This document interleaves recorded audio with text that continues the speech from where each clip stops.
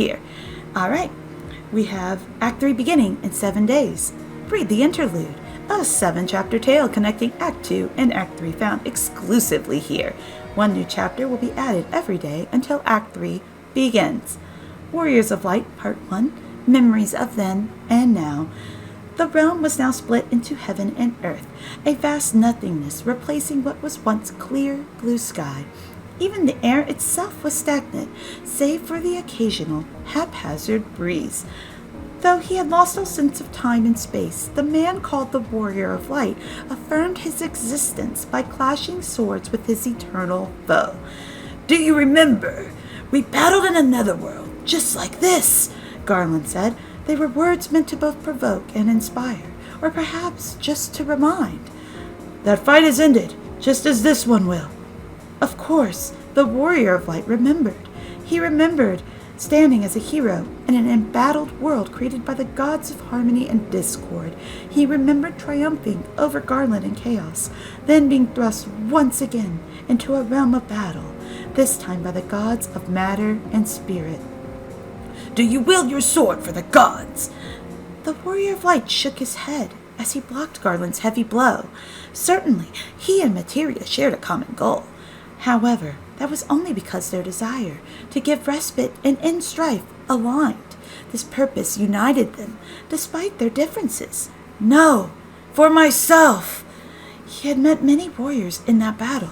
Sometimes they faced each other as enemies, and walked astride as allies at others.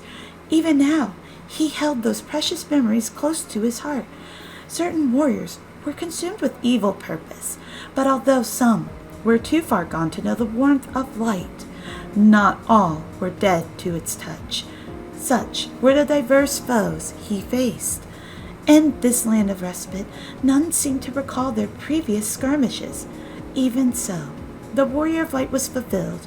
He had never known so many comrades, or witnessed such depth of emotion as he did during that time. In his eyes, each memory was beautiful and full of light. He came to understand the sadness his comrades concealed. As each regained their memories, he learned of the grudges they bore and the kindness in their hearts. As he watched them struggle to reach the light and move forward, he found himself wanting to be their strength. From the bottom of his heart, he believed that it was his job to guide them, and he grew closer to their light. It was this very reason he decided to save the world from destruction. After consuming everything, the crystal core of darkness began unleashing energy, and the Warrior of Light had felt the principles that govern the world distorting. He realized that everyone would forget each other and the world would be made anew, but he could not abide by that change. His powerful wish became his will, a will that safeguarded his comrades and sent them to a new world. At the same time, it isolated him and Garland, a beseecher of war, in what was once a realm of respite. Garland was unbound by the whims of others. He was an incarnation of conflict in this world. The warrior would share in this burden and affirm Garland's existence so that no one else would be swept up in their struggle. Even now, he wishes for the end of strife and an age of peace, just as Garland wishes for never-ending war.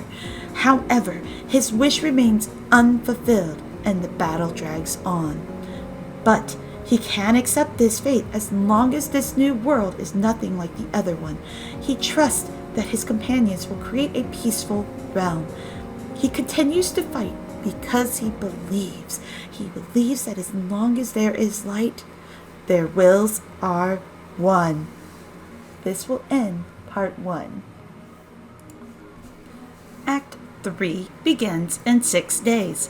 Read The Interlude, a 7-chapter tale connecting Act 2 and Act 3 found exclusively here. One new chapter will be added every day until Act 3 begins. Warriors of Light Part 2, a similar existence. As he looked upon the dismal and empty sky of the broken realm, the Warrior of Light thought about the world his friends were in. He wondered how their new leader was faring. The boy dubbed Untitled was the same as the Warrior of Light, though he didn't realize it yet. Both were guided by the crystal, fought as warriors of light, and were possessed of their own powerful will. At the source of the Onion Knight's power was an inner will hidden deep within himself. This inner will is created by the self and empowers one to overcome any difficulty. It is something altogether different from the wills that drove the other warriors. Through its sheer strength, the memories of countless battles become focused on a singular purpose. The warrior of light had once thought only he possessed such a will, but he was mistaken. The boy's hidden strength shined through his composure during their journeys and his ferocity during their battles. The boy had the strength to lead in the warrior of light's stead. He could guide the others on a journey through the new world, while the warrior of light was sealed in the old. Knowing that the boy was trustworthy and believing in his potential, the warrior of light harbored no doubts when sending him and his companions to the new world. Even were I to vanish from their memories, when the crystal core of darkness glowed, the principles that governed the world shifted, reshaping its very foundation. The warrior of light supposed the change was governed not by gods, but by the crystal's wish, a presence only hinted at by spiritists and materia. Those left behind in the old world would not be remembered by those who went ahead, but the warrior of light used his will to spare his comrades from forgetting each other. But surely the boy would remember him. The will that resided within him held memories of their entire journey. Tales of this world and the next would remain with him. It might prove to be a painful journey for the boy. The memory of a comrade left behind in the old world may confuse him or sow seeds of sadness within his heart. The warrior of light believed he could conquer it, which is why he entrusted him to lead. If ever the boy became lost, his inner will would be there to guide him. And this ends Part 2. Act 3 begins in 5 days. Read the Interlude, a 7-chapter tale connecting Act 2 and Act 3 found exclusively here. Our one new chapter will be added every day until Act 3 begins. Warriors of Light, Part 3, The Incarnation of Chaos. There was once a world where the gods of harmony and discord did battle. This world seemed to be different, save for one man, a force of mayhem that would see the past replayed, a man by the name of Garland. Two blades clashed hundreds of times. Garland was not much different from the Warrior of Light, both having seen countless battles. Garland remembers it clearly. He fought beside the gods of harmony and discord and continued to do nothing but fight in the world that followed. It was no different in the present. The Warrior of Light threw himself into Garland's war in an attempt to satisfy the butcher's appetite and perhaps bring an end to the ceaseless fighting. But Garland said that as long as he stood, war would never cease. The opposite was also true.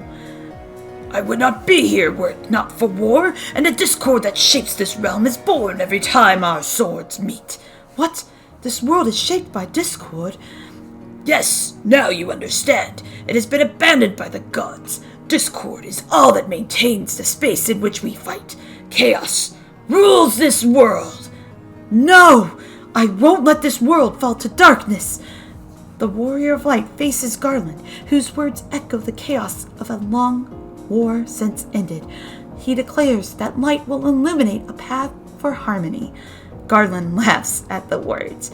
Harmony and discord are two sides of the same coin. But if you will be the new god of harmony, then I will be the new god of discord. Just like the cloud of darkness and that young boy, they would become inextricably linked. Garland brandished his greatsword as he spoke. I am no god, the Warrior of Light shouted, driving back the blade. Although I have few memories of anything else but battle, I am still human, in body and spirit. That is how I have come this far, and as long as I'm still human, I will continue to fight.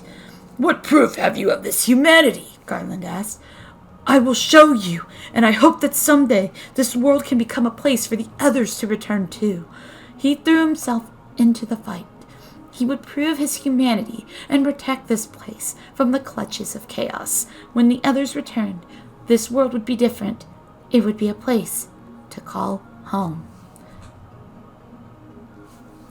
This ends the 3rd chapter of Interlude. Act 3 begins in 4 days. Read the Interlude, a 7-chapter tale connecting Act 2 and Act 3 found exclusively here. 1 new chapter will be added every day until Act 3 begins. The goddess of matter, a dejected deity. In the beginning, there was the crystal's wish. Seeing the world in which Materia and Spiritus forced the warriors to fight, the crystal wished for their reprieve. Heeding the crystal's wish, the gods created the land of respite. However, it was not as peaceful as they had hoped. Planescourgers and torsions ate away at the world. To fight the threats, they called upon their warriors, who then spent their time turning the world into the realm of respite it was meant to be. But I could not protect the world, Materia sighed. The crystal core of light, one of the pillars supporting the realm, shattered.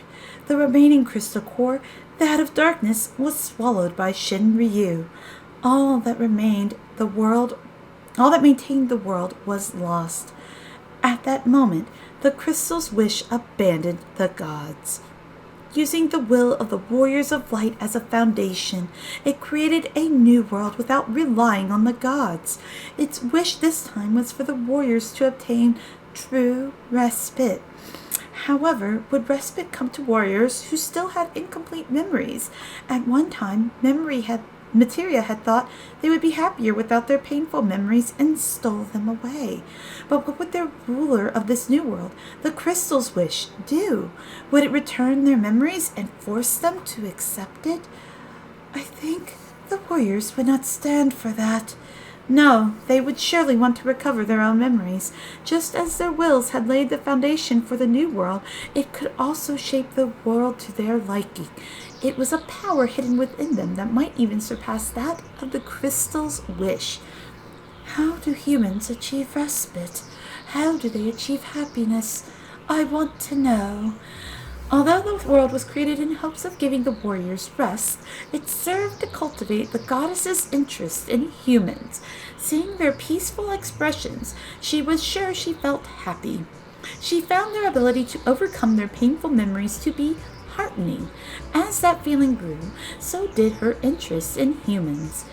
However, all she could do now was offer them the most basic kind of support, keeping their bodies safe with all her might. She also prayed for the help of the spirit Moogle and the creatures of illusions. That was as far as her powers extended in the world. Materia perhaps no longer served any purpose for the warriors who had crossed over into the new world. Even so, she wished to help them and searched for something she could do. The world was, to her, a special place after all, one where she had seen them smile.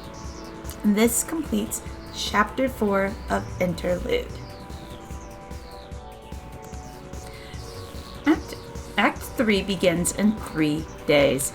Read the Interlude, a 7-chapter tale connecting Act 2 and Act 3 found exclusively here. 1 new chapter will be added every day until Act 3 begins. The God of Spirit, a regretful deity. The warriors of light stepped foot into a realm blighted by battle, a realm devoid of the gods, Spiritus and Materia.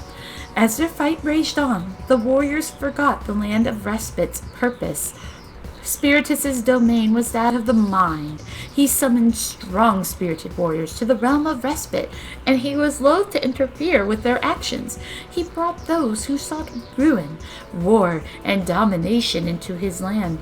Also, that the world could be maintained by the cycle of conflict, the energy of countless battles feeding into the world's very foundations.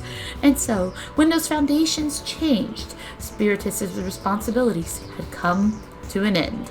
The crystal core of darkness overflowed with energy, warping the principles that governed the land, and Spiritus himself defending the warriors' very souls. It was a rash impulse, but his spur-of-the-moment decision ensured that they would find a home in the new world to come. Everything was caused by the warriors I summoned. Spiritus's brow furrowed. The deviousness they displayed in the old world would surely carry on in the new. The ones he summoned immediately set their minds to destruction. They wove it into the very fabric of reality so that none questioned its existence. That they could do so with ease was a testament to the strength of their wills. However, that same strength would usher in the land of Respite's end.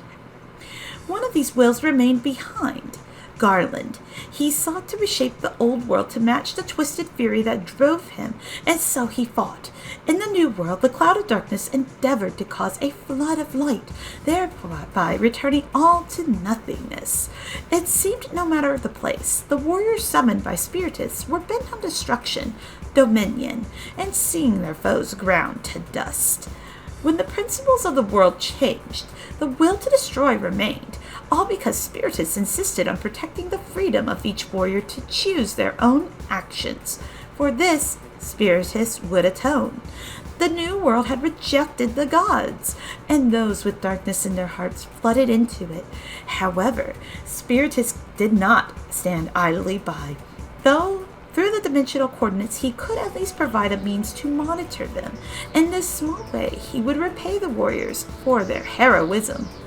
I thought respite was only to be found in the moments between battle, but I was wrong.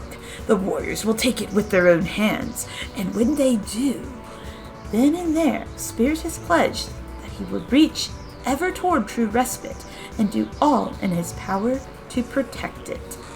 This ends Chapter 5 of Interlude. Act 3 begins in 2 days. Read the Interlude, a 7-chapter tale connecting Act 2 and Act 3 found exclusively here. One new chapter will be added every day until Act 3 begins. The boy called Onion Knight, Eternal Memories. The boy who bore the title of Onion Knight was entrusted with the light. Just what the heck is this? The boy said, when the crystal core of darkness unleashed its energy and warped the principles that girded the old world, he was thrust into a new one. As his consciousness struggled to form, he felt unfamiliar memories rising to the surface of his thoughts. I don't fight anyone that I can't defeat. Were those really his words? If they weren't, then whose were they? If they were, then when did he say them? He reflected back on his memories. Being born an orphan, he was raised by an elder in the village of After being chosen by the crystal, he set forth on a journey across the endless continent. He was a warrior of light, and he joined forces with the warriors of darkness to lay low the cloud of darkness. Those memories gave him form. They gave him the strength to stand as a warrior in this world. But that other warrior told me I was different, that I have memories of countless battles within me. That's why I can remember everyone. He felt an odd sense of closeness to these warriors from other worlds. Why? Even though he had only just met them, he would occasionally have flashes that hinted at something else, something deeper. Like with Tara, if I just met her, why do I feel like I know her? He thought. However, he knew that was impossible. Try as he might, the boy didn't see her among his memories of life on the floating continent. None of the other warriors were there either. He has no reason to lie, and I respect him too much to doubt his words, so I have to believe him. I have to believe that I'm... When the boy awoke in the new world, Desh was at his side, but there was a part of the boy that not even Desh knew about. If he tried confiding in his ally, how would Desh respond? The boy opened his mouth, then closed it. He was scared to know the truth. Although he felt the light burning bright within his chest, the boy had a tenuous grasp on his sense of self. He wondered if these memories of battle had anything to do with that. He wouldn't let that slow him down, though. He would continue his journey for the warrior of light as much as himself. It doesn't matter. I have to keep moving forward for my friends. His mind was made up. Even if the seed of doubt within him should continue to grow, he wouldn't stop. For those he held dear, he would continue to put one foot in front of the other. This ends Chapter 6 of Interlude. Act 3 begins in 1 day. Read The Interlude, a 7-chapter tale connecting Act 2 and Act 3 found exclusively here. One new chapter will be added every day until Act 3 begins. The boy called Onion Knight, the Warrior of Light. Dash tilted his head in confusion. Ever since the crystal core of darkness's energy flooded the world and he was reunited with the boy called the Onion Knight, something felt off. In this so-called land of respite, or was it the new world now, those whose wills shone the brightest were in turn the strongest. The boy was a natural leader, and his light guided the other warriors. Dash had no qualms with that. He would follow the boy, and ensure that he did not falter. The Onion Knight was saying something in an uncharacteristically timid voice. Dash had to lean closer to hear. So what, Dash, what if I told you that I fought before in a distant world? Would you believe me? A distant world? You mean before we came to this one? Did you leave your village to go on another adventure or something? That would have been just like him. In fact, Dash wouldn't have been surprised if the boy just up and left in search of some new intrigue. Dash thought to tell the boy as much, but when he looked at the Onion Knight's eyes, they seemed to be staring off into the distance. You know what? Never mind. It's nothing, the boy said. If it was nothing, then you wouldn't have said anything, said Dash. Well, I've been having these dreams or something about what happened before I came here. Dreams where I'm in a completely different world, but also fighting alongside people from even more different worlds. Sounds pretty wild, doesn't it? Sure, that's a little hard to believe, if it were coming from anyone else. Whatever else you aren't a liar. That means a lot coming from you. Was that it? There's nothing more to the story? There is, but there's something else I have to do first. The boy lifted his downcast eyes and set his gaze straight ahead, as if to will his despondent expression away. And I have to do it as the Warrior of Light, he said. Whatever it is, I'm coming along. We're partners, after all, replied Dash. Thanks, I appreciate it. He meant it too. In this vague world, at least that was certain. However, it appeared the boy still didn't have complete faith in his memories. The cloud of darkness was ever present, and not even the Onion Knight was immune to her beguiling words. The only person he could rely on was Dash, who would fight by his side, their shared memories giving each other strength. Dash would be there to see the boy become what he must become, no matter how long it took or how far they had to travel. Dash would make sure of it. This ends Part 7 of The Interlude. And thank you guys so much for watching. I appreciate all of your support. I really hope you enjoyed my readings of the Interlude chapters. This has been Aarolei, and until next time, stay cool, have fun.